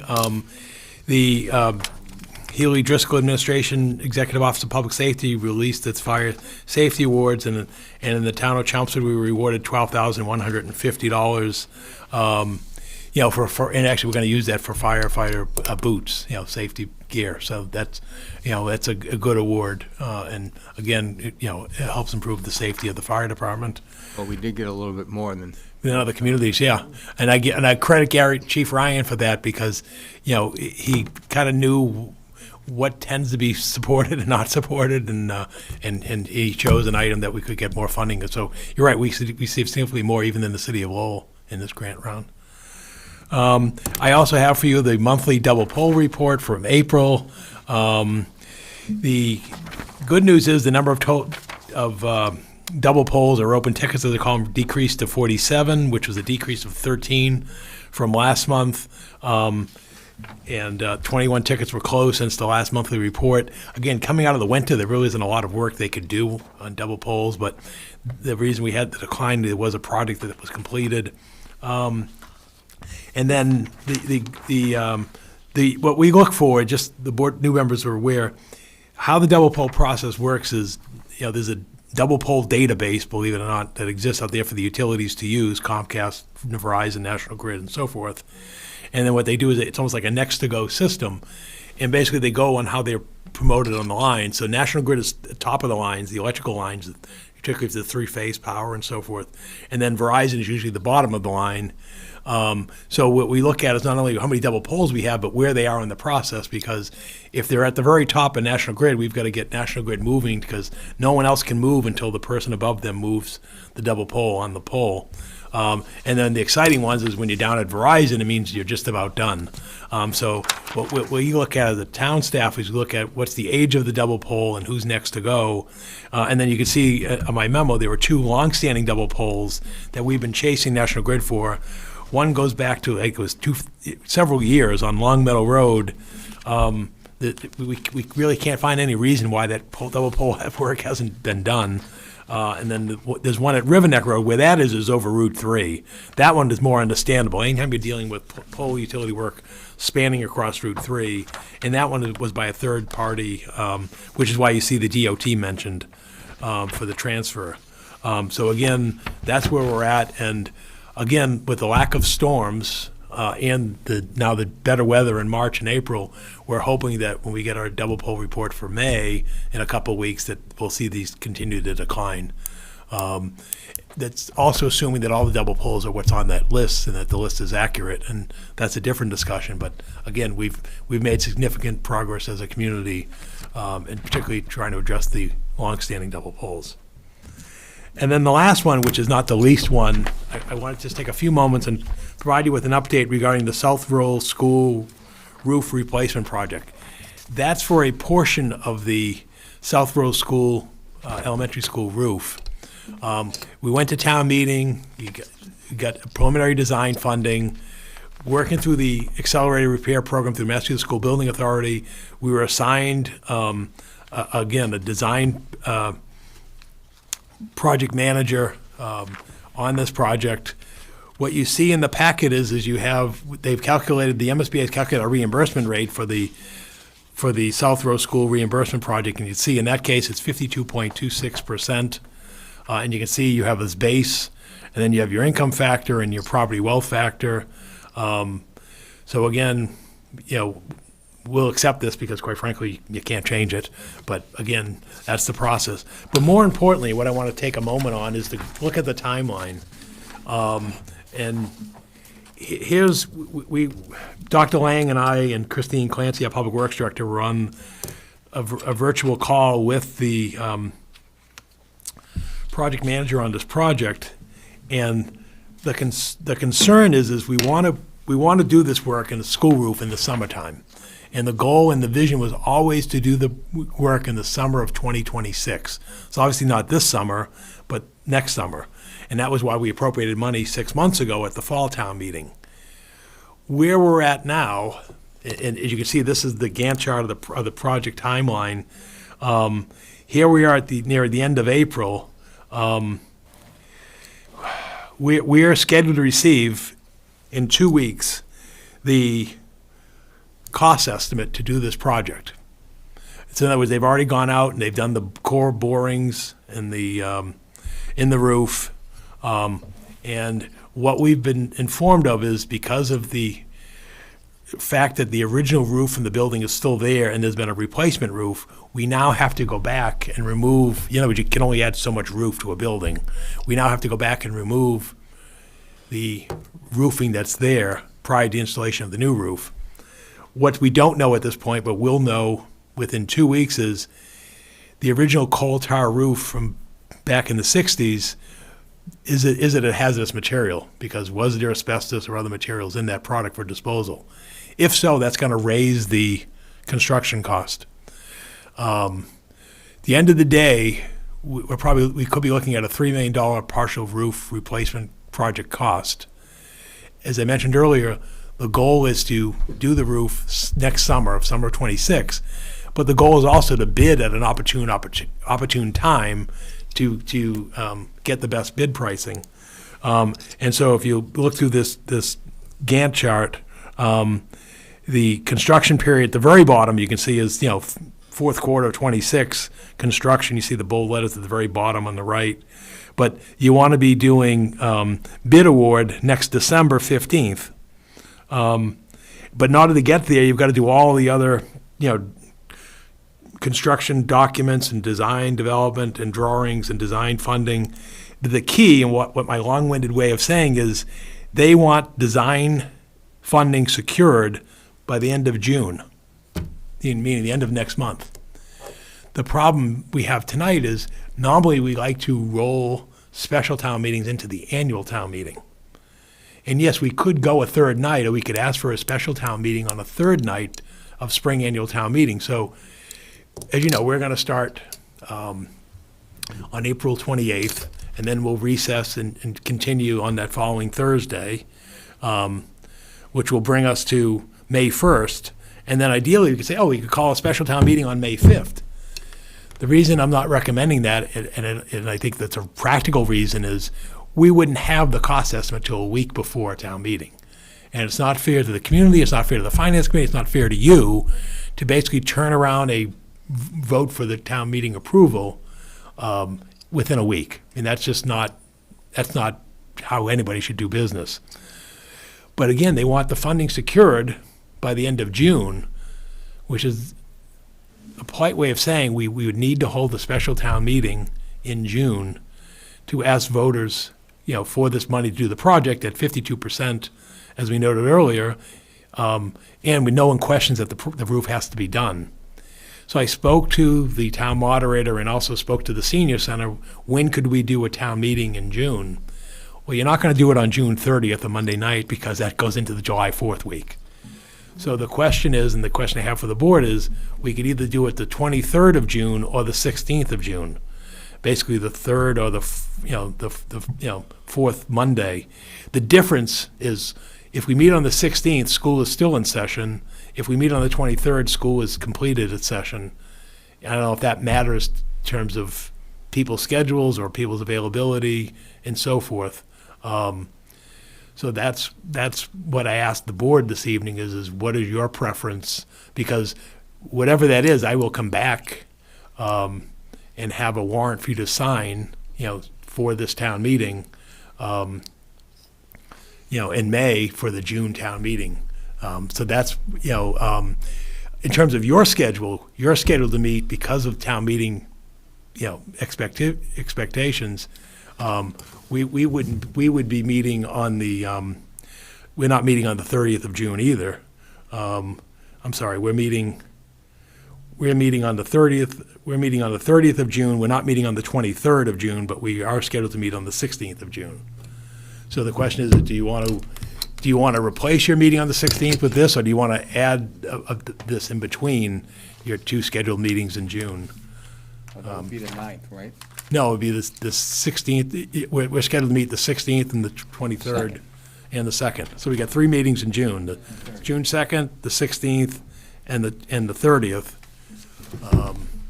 And so again, the thought is, do you want to do the town meeting on the 23rd, which would be your off Monday night? The problem is, if you do it on the 16th, then you're going 4 weeks between meetings again, because you would meet from the 2nd to the 30th of June. Well, we could change that one to the 23rd, move that Yeah, next you could one do that. up. But then I'd have to see how that spills into July, because you don't want to be meeting the Monday after the 4th of July either. Because, there's nothing, you'd be putting packets out on Thursday, July 3rd, and we're not scheduled to meet till July 14th. So again, if you meet, Well, that would be 3 weeks. then. You could do 3 That'd be weeks. 3 weeks and 3 Yeah. weeks. yeah, if that's what you want to do. So let me know what your preference is. I mean, we don't need to decide tonight, right? No, but I will need to know what to come in with a warrant at your next meeting. So, Oh, okay. I mean, I can come in We with don't two. I need can come in with 2 versions of the warrant, but we will need to decide when the. It also helps that we can then notify the voters in the finance committee. So, a vote tonight would be better than not notifying them till 4 weeks from tonight.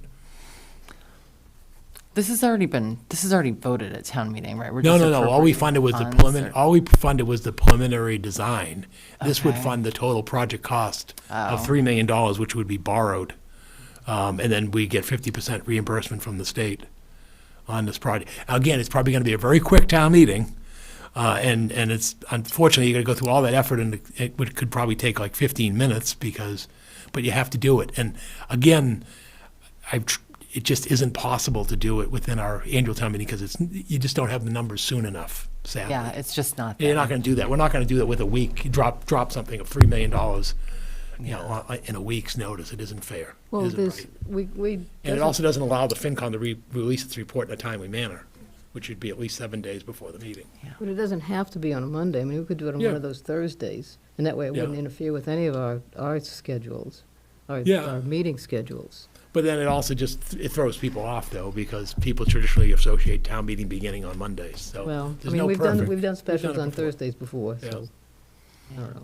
I think we should just go with the 23rd and not upset the select board meeting schedule. Just stick with just move to the 23rd, which is still timely and I think works all the way around. That's my 2 cents. Yeah, that's fine with me. Okay, all right, so we'll target June 23rd. Well, can I ask a question? Yes.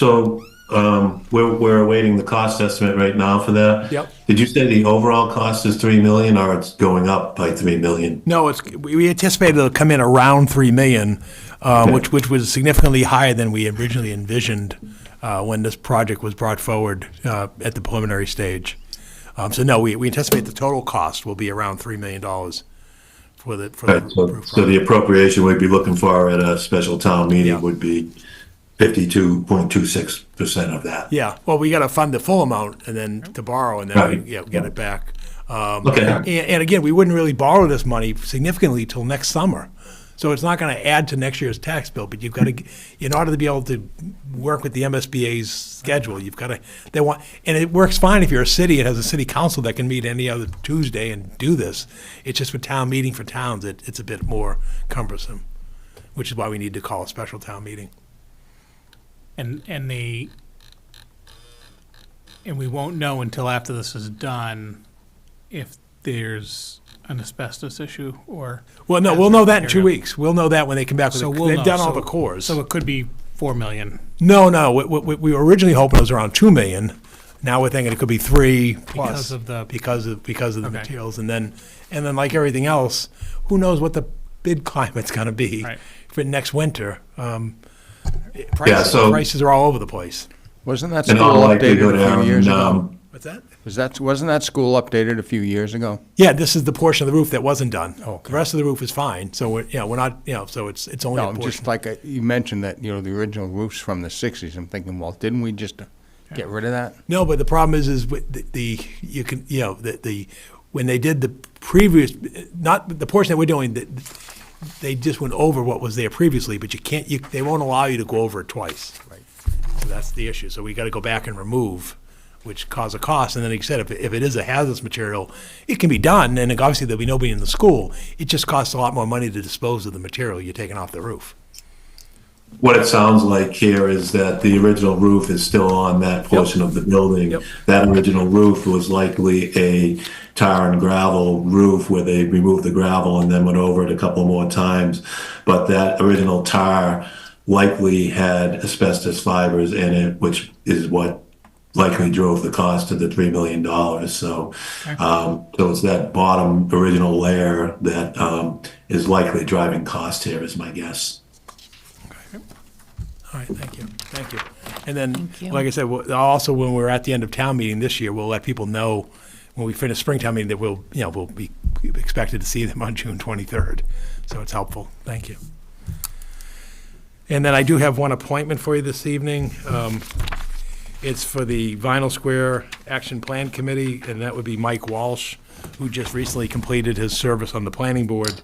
Much like Virginia, he's seeking to remain in activity as a member of the Vinyl Square Strategic Action Plan Committee for a term ending June 30th, 2028.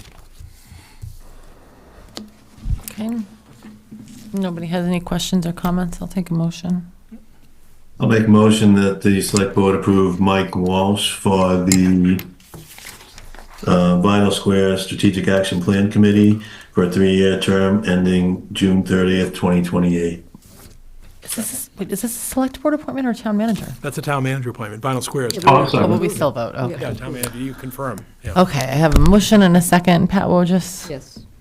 Pat Maloney, Aye. Yes. Aaron. Yes. Okay, and I'm a yes. So appointed. Thank you. Thank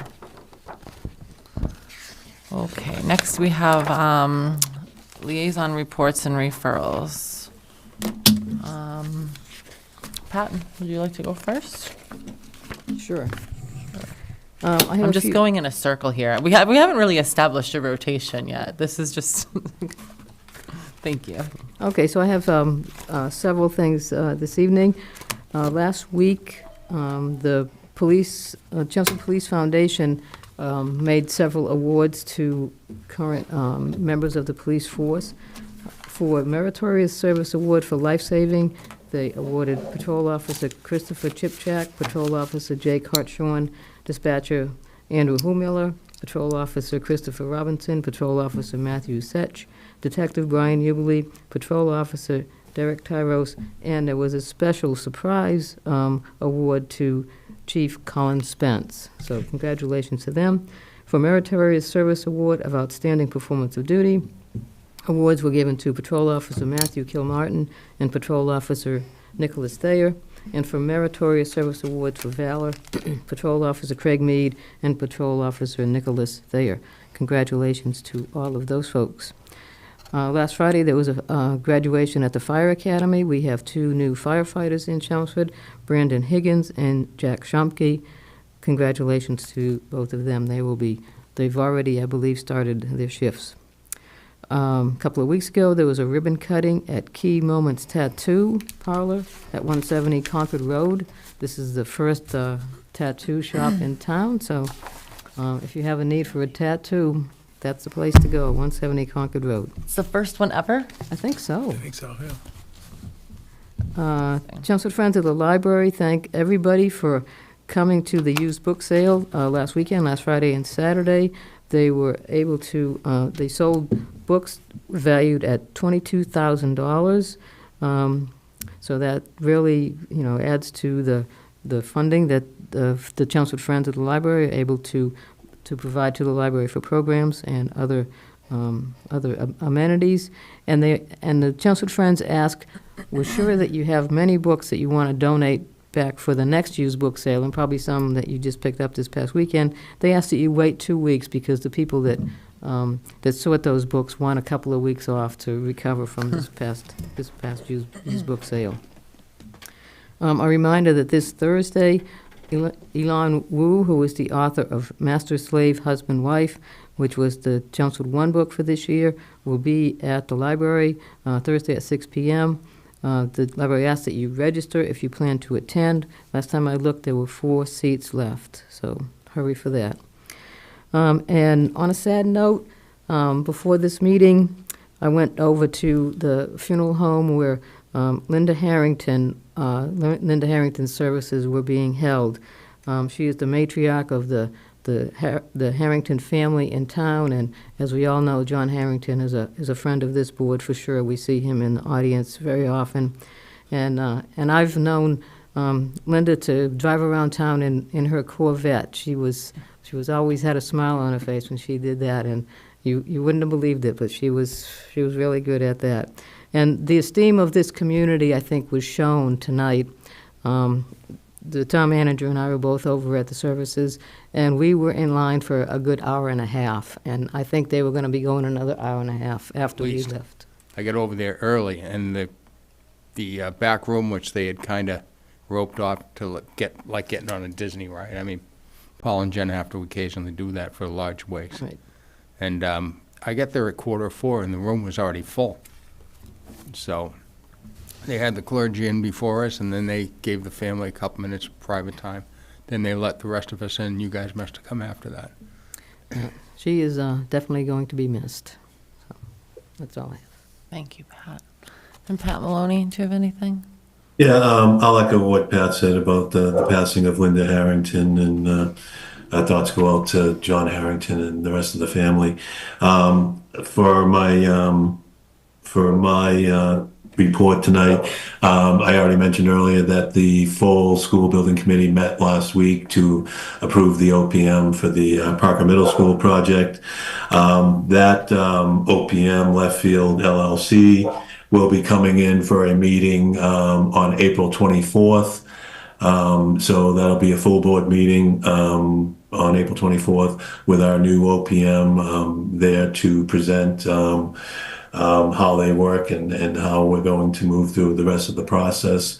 So that'll be should be interesting to follow for that. So you'll see how the rest of the process will go with designer selection and so on. And then further to that, we have a meeting, final meeting with the Mass School Building Authority on May 12th to get the final approval for Left Field LLC. So once we have those folks on board officially and finally, then we move on to the designer selection process. We hope to complete that by summer's end. Maybe a little bit earlier, but I think that's, maybe pushing it.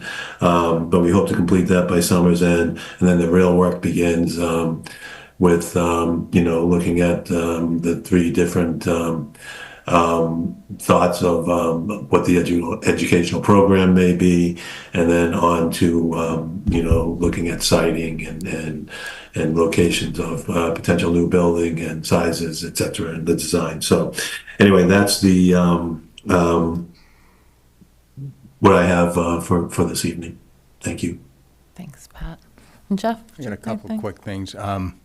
I know the Cemetery Commission met the beginning of the month to do a reorg meeting, and Nancy Souza is now the chairman of the Cemetery Commission. We'll be working with Candy Chase and Kirk Marshall. And that's about all they got going right now, as far as I know. Okay. The Parade Committee met Tuesday, and we've decided to make a little change into July 3rd program, which is kind of the third rail, I think. I don't know. I love the idea, but as you know, we tried to do a series of Saturday concerts last year. We didn't get the turnout we hoped, and it cost us a lot of money. We were not going to continue to spend that type of money without getting the participation. So we thought, you know what, why don't we do it July 3rd? Everybody's there anyway. So we reached out to the community band and asked them if they could move to a little bit earlier time. They pushed back, saying, well, they all have jobs and they couldn't get there earlier. So we said, all right, we'll do it before you. So we decided we're going to do a concert. We'll bring a band up from Nashville, and who was suggested by J.C. Dawn, as you know, was a longtime Chelmsford resident, is now moved to Nashville, and she has quite a few contacts in the music industry down there. So we're confident this is going to be a really fun act. So they're going to play from 5 to 7, probably take a break and allow the Suburbanettes to do their thing in between sets, and that way they'll go right to the parade committee, the Chelmsford Community Band right after that. So the timing of them will stay pretty much the same, but we decided to mix it up. We just want to build up to next year, and we're working on a bunch of different ideas of stuff we could do to kind of make it a bigger event. And anybody has any suggestions, please reach out to the parade committee. Go on the website, you can find the email. It's changed so many times I can't remember what it is. But you can contact us through the email, and all of our phone numbers are on there as well. So if anybody has any suggestions for 2026, we're all ears. That's about it. Thanks, Jeff. Aaron? Thank you, Aaron. So a little light tonight. I'll just give you kind of my plan here with these assignments is to connect with the leaders of the boards or the chairs and to make sure if I can attend that I've got some sort of update so that they're being represented here. I did join the planning board meeting last week, which Paul had sent us all something on as well, with a couple of presentations, and I felt like that was definitely important to attend in person. We have two projects in front of the board that were just more informational to get the board's feeling for what was going on. One down on a lot down on River Neck Road, and the other one involving the new owner of the Chelmsford Mall. And obviously, those are going to become more visible based on the feedback of the board. They gave the applicants some feedback that it would be worth pursuing. One of those projects in particular is of interest to me as somebody that's spoken a lot about, and I know the rest of you are too, sources of new revenue for town. And anybody that's already a business owner or a building owner that's willing to invest more in the town is somebody I think we should definitely continue to have conversations in. So I encourage the rest of the board and anybody else listening and watching to continue to follow those planning board meetings, to keep updated on those two particular projects. And I would like to congratulate for those of you that don't know, Chris Valley is now the new chair of the board.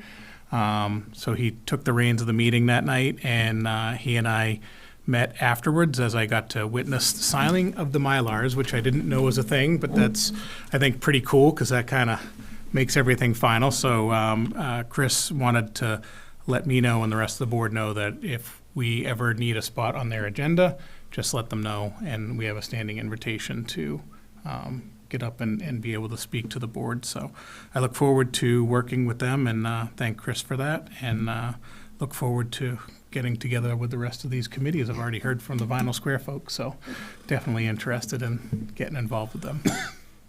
That's it. Okay. I just have a couple quick ones from the Board of Appeals. They've had a couple of kind of high-profile things in front of them lately.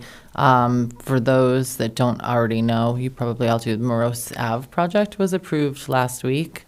And they also, in regard to Ledge Road, they moved the hearing for Ledge Road till June 5th, I believe. So anybody who has been following that and wanted to participate in that hearing, that's moved to June 5th. And I think they're looking for a different location. Yeah, the police station was the last. They are thing. having it at the police station, yep. So anybody who's following that, I just wanted to let them know that. And I wanted to echo everyone else's condolences for the Harrington family and the passing of Linda Harrington. And that's it. So we do have an executive session. We have an executive session for a strategy with respect to litigation regarding North Chelmsford Water District regarding PFAS contamination. And the meeting is being held in executive session because an open meeting would have a detrimental effect on the bargaining position of the town. And I would take a motion to go to executive session. Pat, you're muted. Pat, you're muted. Pat, you're muted. Sorry, folks. I'll make a motion that the select board adjourn to executive session to discuss strategy with respect to the litigation regarding North Chelmsford Water District regarding PFAS contamination, not to return. I'll second that. Okay, we have a motion and a second. Pat Wojcik, Yes. Pat Maloney, Aye. Jeff, Yes. Aaron. Yes. And I'm also a yes, that we're adjourned. All right, Pat, we'll see you on the other Zoom link. Yep.